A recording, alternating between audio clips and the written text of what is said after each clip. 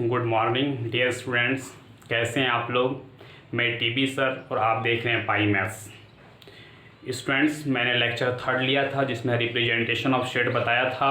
उसमें roster form और shade builder form 2 form बताया था।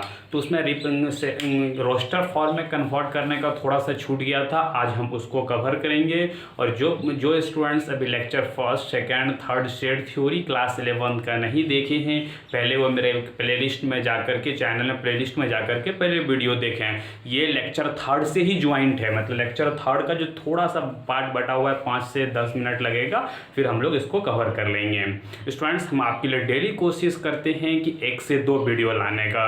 स्टूडेंट्स, अभी 2 वीडियो नहीं आ पा रहा है, लेकिन हम कोशिश करेंगे धीरे धीरे। तो चलिए हम लोग शुरू करते हैं। आज हम लोग को जो पढ़ाना है रिमेनिंग पार्ट बच्चों, तो आप बने रहिए पाई मैथ्स के साथ।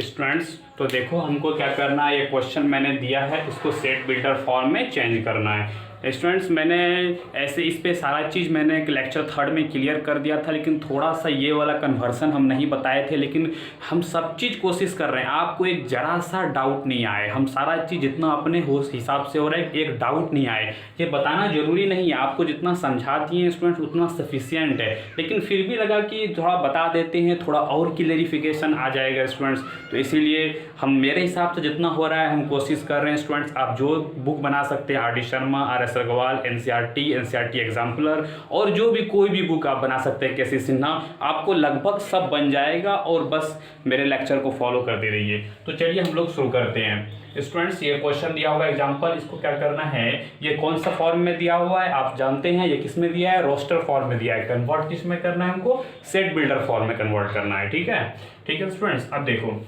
जरा से क्वेश्चन को ध्यान दो कि क्वेश्चन में रोस्टर फॉर्म में एलिमेंट क्या क्या दिया हुआ है, 3, 6, 9, 12। जरा सा इसका इक्वेशन पहचानने की कोशिश करो।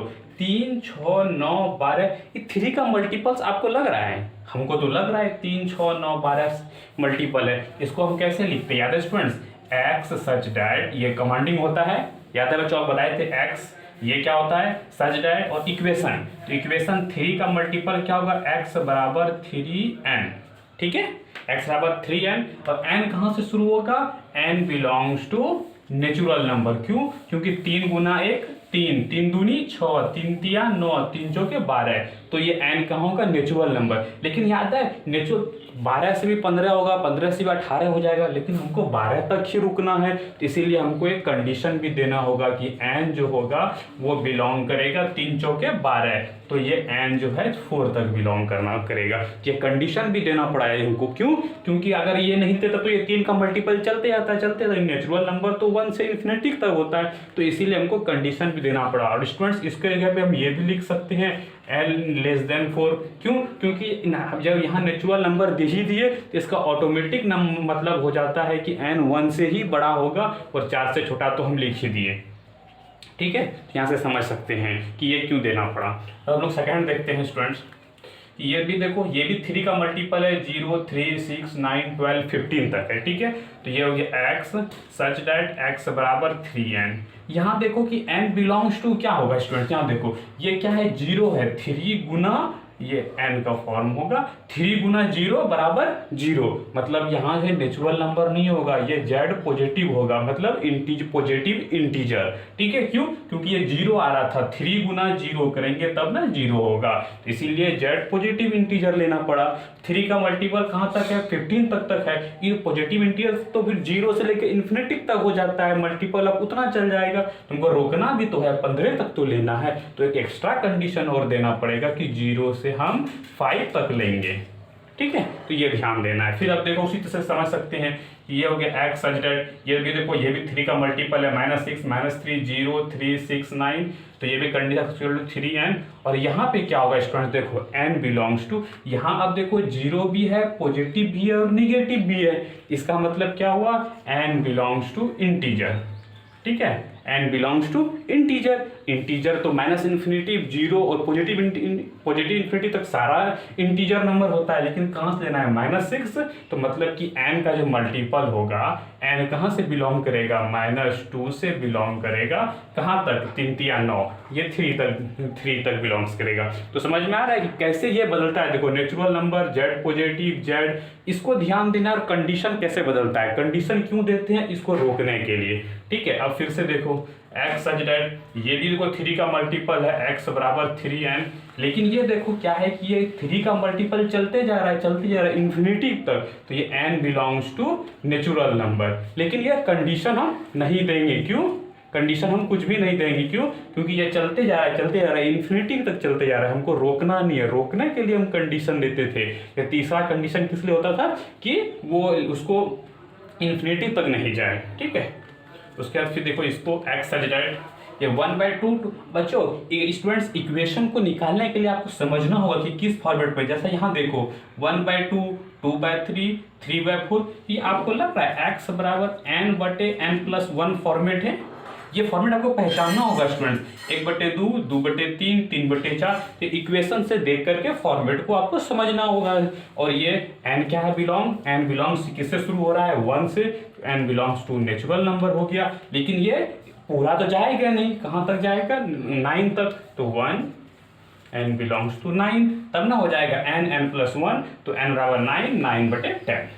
समझ में आ गया।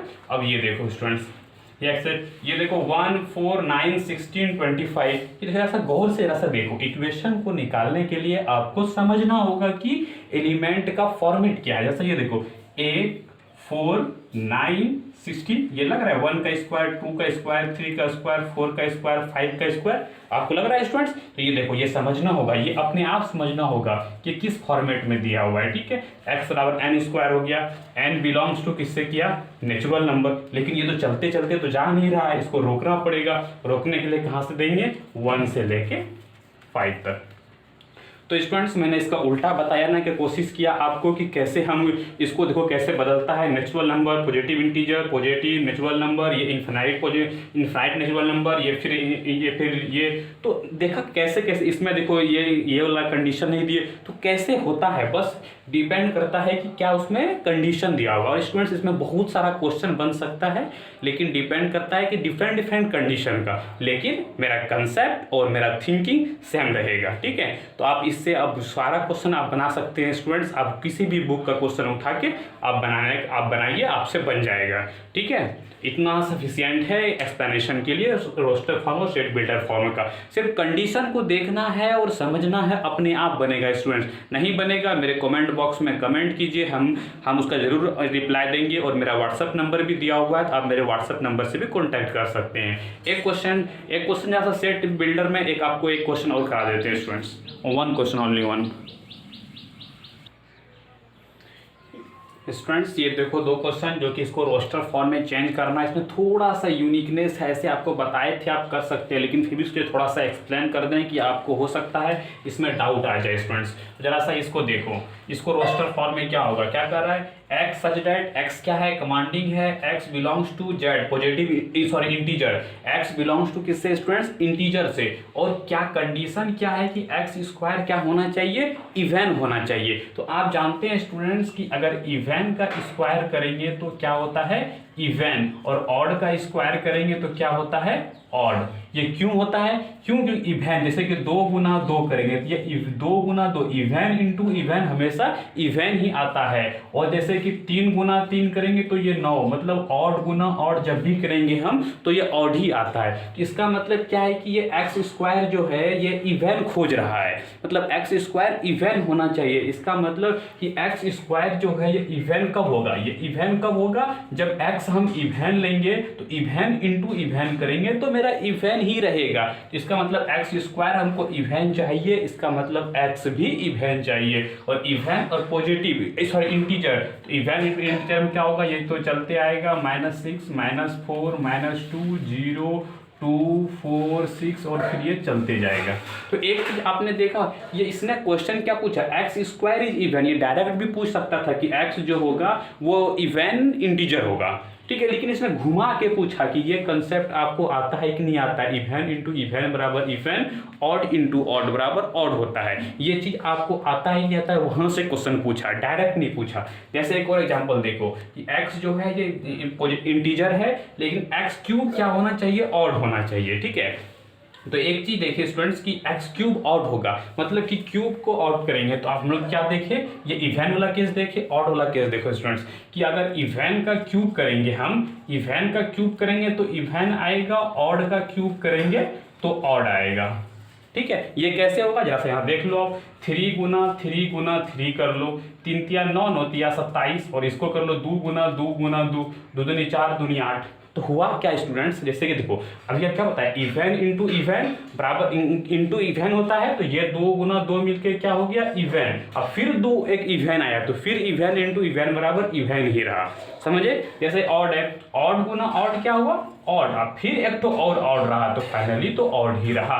तो समझ में आ गया आपको कि ये एक्स क्यूब जो है ये ऑड मांग रहा है, इसका मतलब कि एक्स मेरा ऑड मांग रहा है, एक्स मेरा ऑड रहेगा तो जब उसको 3 बार मल्टीप्लाई करेंगे तो वो ऑड ही रहेगा। तो ये स्टूडेंट्स को सीधा सीधा भी पूछ सकता था, लेकिन इसने सीधा सीधा क्वेश्चन को नहीं पूछा। इसका क्या हो जाएगा स्टूडेंट्स, इसका हो जाएगा ऑड, आप जानते हैं -5 -3 -1 फिर 1 फिर 3 फिर 5 और ये चलते जाएगा।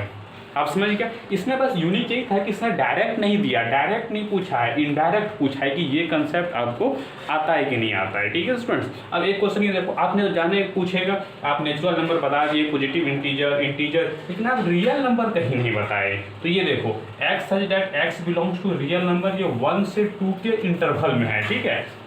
तो आप जानते हैं स्टूडेंट्स रियल नंबर में, एक रियल नंबर लाइन के 1 और 2 के अंदर कितना एलिमेंट है, इसके अंदर हजारों मतलब इन्फिनिटिव एलिमेंट है, 1.1 1.01 1.02, इससे जितना उसके अंदर पॉइंट देते जाओगे इसके अंदर सब आ जाएगा। मतलब रियल नंबर लाइन पे किसी 2 नंबर के बीच में वो इन्फिनिटिव उसके अंदर नंबर आ सकता है, ठीक है स्टूडेंट्स। इसीलिए इसको रोस्टर फॉर्म में नहीं कन्वर्ट कर सकते हैं, लेकिन इसको हम लिख सकते हैं कि इसके अंदर इनफाइनाइट नंबर होगा, मतलब कि ये जो है 1 से लेके ये इसके अंदर बहुत सारा रहेगा और ये फाइनली 2 तक जाएगा, इसके अंदर बहुत सारा सेट्स होगा। हम इसको लिख नहीं सकते हैं, क्यों, क्योंकि ये डिस्क्रीट पॉइंट नहीं है। हम सेट में उसी को रिप्रेजेंट करते हैं जो मेरा डिस्क्रीट पॉइंट होता है, ये कंटिन्यूअस पॉइंट देता है ये। तो समझ गए स्टूडेंट्स, रियल नंबर के किसी दो पॉइंट के बीच में रियल नंबर में बहुतों नंबर होता है, इसमें जो भी नंबर आप बोलेंगे 1 2 के अंदर लाखों करोड़ों अरबों खरबों सब नंबर इसके अंदर आ जाएगा। स्टूडेंट्स बस ये 2 क्वेश्चन था, मैंने प्रॉपर लेक्चर 3 में रिप्रेजेंटेशन ऑफ सेट का बहुत कोशिश किया समझाने का। अगर आपको फिर भी डाउट रहे तो आप उनको कमेंट वगैरह कर सकते हैं, इतना काफ़ी है रिप्रेजेंटेशन ऑफ सेट के लिए। ओके बच्चों, और आप मेरे वीडियो को देखते रहिए, और आपको अच्छा लगे तो मेरे पाई मैथ्स चैनल को सब्सक्राइब कर दीजिए और नोटिफिकेशन बेल को भी प्रेस कर दीजिए, और आप बने रहिए मेरे साथ। Thank you.